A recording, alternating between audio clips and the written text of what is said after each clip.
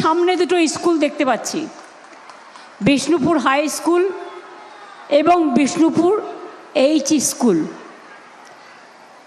আমি দেখলাম Bishnupur high school 1876 সালে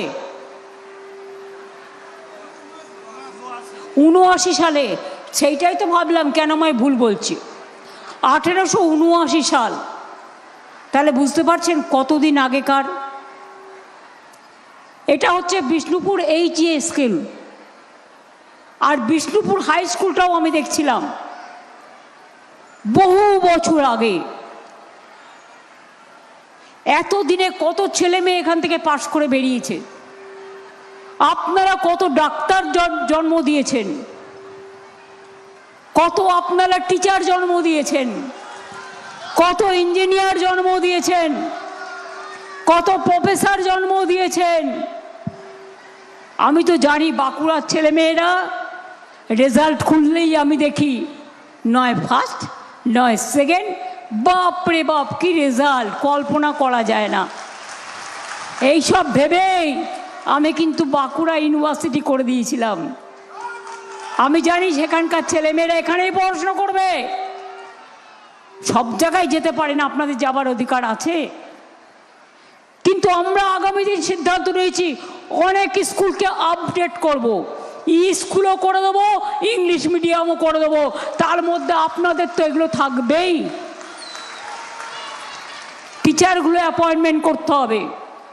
অনেক সময় কোর্ট কেসের জন্য আর যারা আমাদের গালাগালি দেয় আর ধর্মে ধর্মে ভাগাভাগি করে তাদের বলি, আরে যারই চাকরি হোক, মানুষ তো চাকরি পাচ্ছে, চাকরিটা কেন বন্ধ করছো?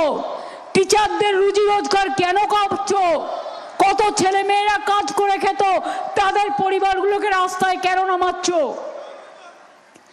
আগে তো তোমরা যারা মামলা করছো তারা চিরকুটে চাকরি দিতে, ভুলে গেছি?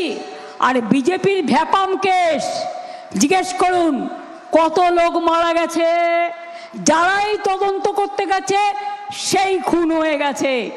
আজ পর্যন্ত কোনো বিচার মানুষ পায়নি। ইউপিতে টিচাররা বিক্ষোভ দেখাতে গিয়েছিল, যাদের চাকরি চলে গেছে পুলিশ দিয়ে ধোলাই পেটাই হয়েছে। আর বেশি কিছু করলেই তোরা বিজেপি রাজ্যে এনকাউন্টার করে দেয়। বাংলার মানুষ ভালো আছে আর ওরা হিংসেই জ্বলে যাচ্ছে আর লুচির মতো ফুলছে আর শুধু জ্বলছে, শুধু জ্বলছে, শুধু জ্বলছে। ওরা কেন বাংলাকে ঘৃণা করে জানেন? বাংলার ছেলে মেয়েদের বুদ্ধির সাথে পারে না, বিদ্যার সাথে পারে না, মেধার সাথে পারে না, সংস্কৃতির সাথে পারে না, সুরুচির সাথে পারে না, সম্প্রীতির সাথে পারে না, কোনো কিছু পারে না। অর্ধশিক্ষিতের দল, গর্ধ শিক্ষিতের দল। নাসা থেকে ভাষা, বাংলার জয় জয়কার। একদিন জন্মেছে বিষ্ণুপুরে, তার একটা জায়গা আছে, বাড়ি আছে, কিন্তু সে দেখুন আজকে আমেরিকা ঘুরে বেড়াচ্ছে, রাশিয়া ঘুরে বেড়াচ্ছে, ইটালি ঘুরে বেড়াচ্ছে, সারা বিশ্ব জয় করে বেড়াচ্ছে। আমেরিকা দেখেছেন যখন গন্ডগোল হলো, আমার গজু ভাই বোনেদের, মোদির তো সেদিন পদত্যাগ করা উচিত ছিল, আর অমিত শাহর বড় বড় কথা, শিকল পরিয়ে হাতে পায়ে কোমরে শিকল বেঁধে তাদের দেশে ফেরানো হয়েছিল। আমাদের ছেলে মেয়েদের করলে আমি বুঝতাম। আমাদের ছেলে মেয়েদের কেন কেউ কিছু করে না জানেন? ওরা ছাড়া আইটি চলবেই না, ডেটা সেন্টার চলবেই না। তাদের মেধা এর তো কোনো তুলনা হয় না। দয়া করে নয়, যত কাজ সবটাই বাংলার ছেলে মেয়েরা সারা বিশ্ব জুড়ে করে, এটা মাথায় রাখবেন। তাই আমি বলেছিলাম প্রথমে সেই বাংলাটাকে বিশ্ব বাংলা করব, এবং আজকে বিশ্ব বাংলা একটা বড় ব্র্যান্ড। আমি চাই বাংলা বিশ্ব সেরা হোক, মাটির ঘরের ছেলে মেয়েরা এগিয়ে আসুক, গ্রামগঞ্জের ছেলে মেয়েরা এগিয়ে আসুক, টাউনের ছেলে মেয়েরা এগিয়ে আসুক, সাধারণ ঘরের ছেলে মেয়েরা এগিয়ে আসুক। মেয়েরা কেন তাদের বিয়ে হয়ে যাবে 14-15 বছরে? ওরা পড়াশুনো করবে, তাই কন্যাশ্রী করা হয়েছে। শুধু স্কুলে নয়, স্কুল কলেজ একদম ইউনিভার্সিটি পর্যন্ত। তপশিলি বন্ধুদের, আদিবাসীদের শিক্ষাশ্রী আছে, স্কলারশিপ, হস্টেলের টাকাও পায় তারা।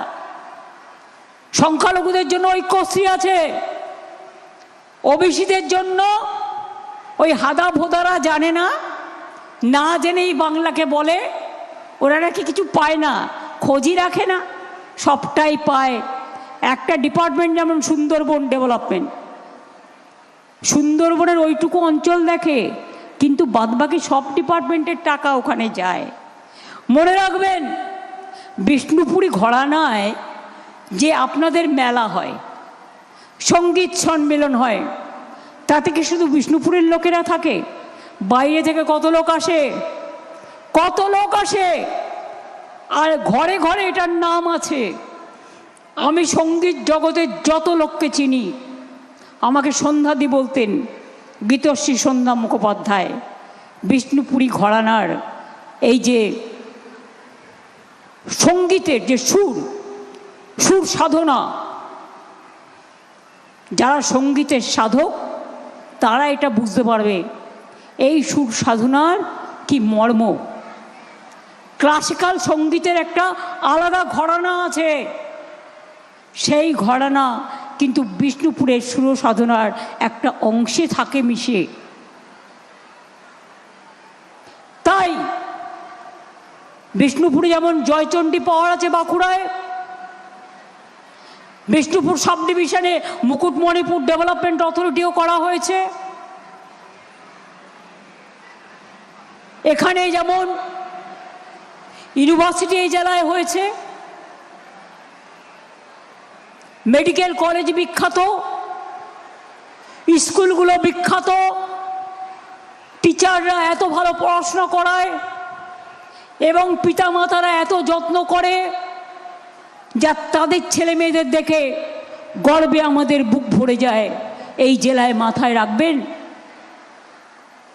আমি তো চাই আপনারা বাংলায় সবসময় প্রথম থাকুন, আপনারা সবসময় মানসিকতায় প্রথম থাকুন, সংস্কৃতিতে থাকুন, সুর সাধনায় থাকুন, কাজের মাধ্যমে থাকুন। শ্রীকৃষ্ণ বলেছিলেন, কর্মই আমাদের ধর্ম, ভাগাভাগি করা আমাদের ধর্ম নয়। আপনাদের পাশেই জয়রামবাটি কামারপুকুর, ওখানেও আমি ডেভেলপমেন্ট বোর্ড করে দিয়েছি এবং 10 কোটি টাকা দিয়েছি। কামারপুকুরের মহারাজারা মা শারদার জন্মস্থান, তীর্থস্থান, আমি দেখে এসছি, অনেকবার গেছি। তারা আমাকে সাদা বোঁদে পাঠায়। ওখানেও আমার চন্দ্রকোনার মিটিংয়ে আমার সারদা মিশরের কিছু মা বোনেরা ছিলেন, তারা আশীর্বাদ নিয়ে এসেছিলেন। মনে রাখবেন, এই মানুষগুলো খুব সাহায্য করে আমাকে, ঝড় জল বন্যায় যে কোনো কাজে ভীষণভাবে সাহায্য করে।